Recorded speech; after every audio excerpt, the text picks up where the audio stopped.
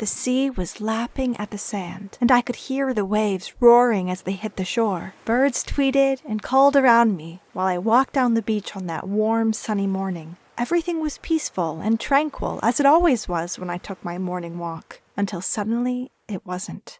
When I bent down to pick up a pretty piece of coral, my golden retriever, named Rufus, suddenly flew forward, snatching his lead out of my hand as he bolted ahead of me. I called his name so many times, but he didn't come back. All of a sudden, he stopped and started staring down at something in the sand. He was snuffling and moving pebbles around with his nose. Then he started barking loudly, and I was totally lost. I didn't understand why my dog was barking like a madman. I pinched myself just to check if I was dreaming, since it seemed totally bizarre. Rufus was usually such a good boy. I didn't understand why he was disobeying me all of a sudden. It wasn't like this was an unusual thing for us to do. We went to the beach twice a day for walks every day. We would always walk down the sand together while I collected any pretty shells I found along the way. You see, I did this because my mom and I were desperate for any extra cash we could get. So I started to make jewelry, which I could then sell at the local market every Sunday. But we were already almost finished with our walk,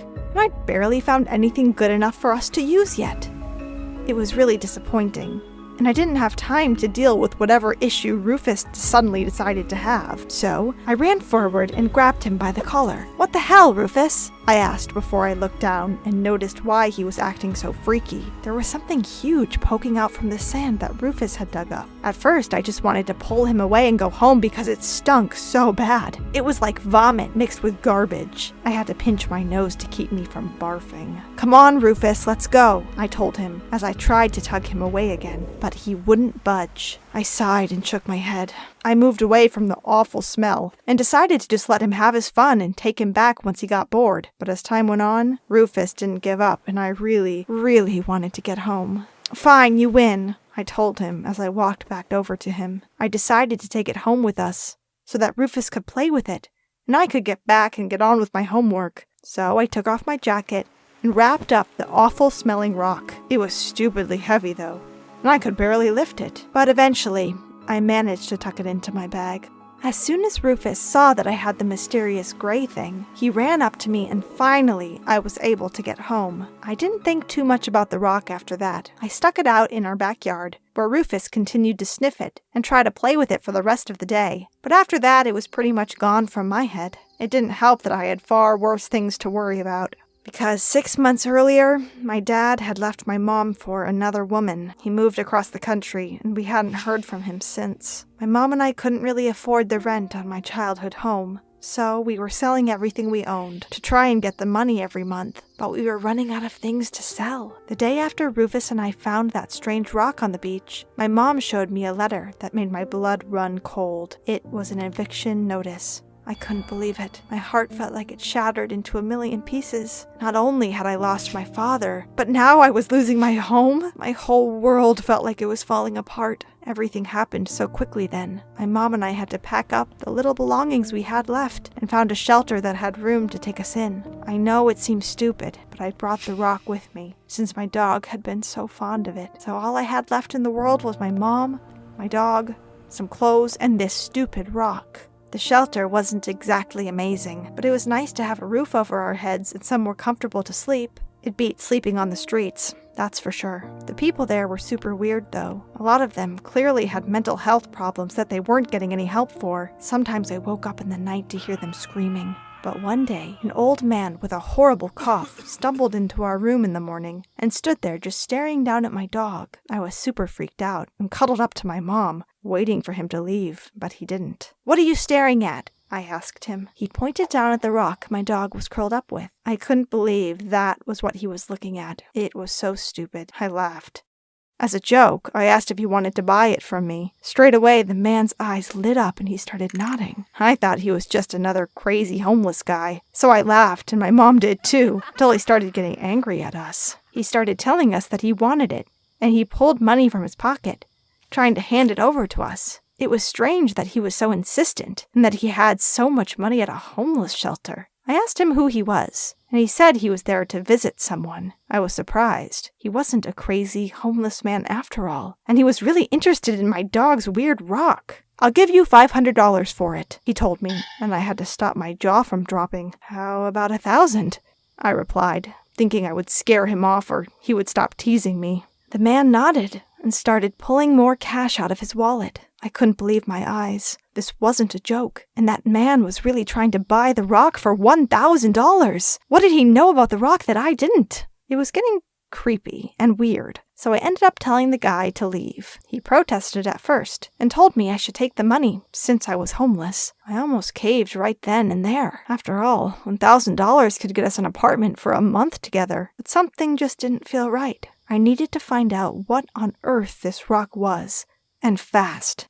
So I packed it in my bag one day and took it over to my friend Joe's house. He's a bit of a science geek, and he knows a lot about the ocean. I thought maybe he could help me, but when I took it out, Joe didn't have the faintest clue about what it might be. We checked his books about the sea for a while, and tried to identify whether it was some kind of precious stone or gem, but it didn't match anything we found. Feeling sad and hopeless, I went back to the shelter, and I had the biggest shock ever. My mom was sat in the middle of the room, crying and hugging my dog. Everything in our room had been torn apart, tipped over and ripped. Our beds were covered in feathers, and our clothes were strewn across the room. I just didn't understand what happened, and my mom was too upset to explain anything. One of the wardens at the shelter came to check on us and help us get everything back to the way it was. Well, at least as much as they could. When I asked them what had happened while I was gone, they said that it looked like we had been robbed. I was so confused. Why would anyone rob us? We were living in a shelter. We wouldn't be here if we had any money. The warden said that people can get desperate, and maybe they thought we had something worth selling, and that's when it hit me.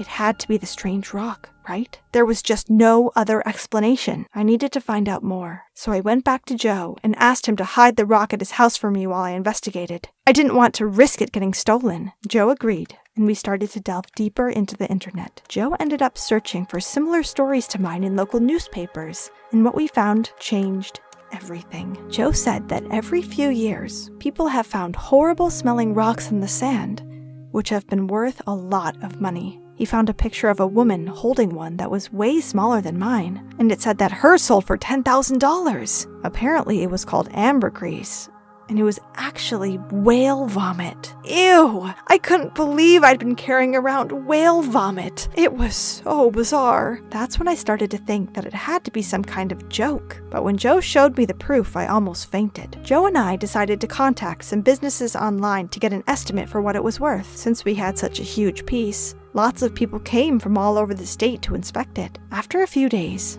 I started getting crazy offers to buy a mysterious rock. One person offered $300,000 for it. Then the next offered $400,000. Joe and I were absolutely shocked. I didn't know what to do. This sort of money would change my life, but I didn't want to rush into anything. I told them I needed to think about it. I wanted to tell my mom, but I didn't want her to get her hopes up, and I thought maybe it would be a nice surprise for her.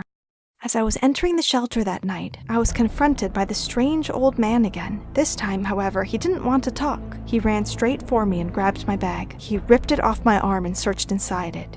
"Where is it, little girl?" he snapped at me. I knew he wanted the ambergris, and I was so glad I'd left it at Joe's to keep it safe. "I've sold it. You'll never get it," I told him. That's when he went crazy. He surged forward and tried to grab me. I screamed and closed my eyes, but nothing happened. After a few seconds, I opened my eyes to see something amazing. Rufus had run out and jumped on the old man, knocking him unconscious. He had protected me from him. I raced toward him and hugged him close. I told him he was such a good boy, and I really meant it. Right from the start, Rufus had been looking after me, and he'd even found a way for Mom and me to make the money we needed to be secure again. The shelter called the police after I told them I was almost assaulted. The man was taken away and told he was never allowed in the shelter again. I was so relieved, but I still had the ambergris to sell. The next day, I decided I wanted to get it over and done with. I checked my emails, and just as I was about to accept the offer for $400,000, my phone beeped. It was another email from a perfume company. They wanted to buy the rock for $500,000! I couldn't believe it!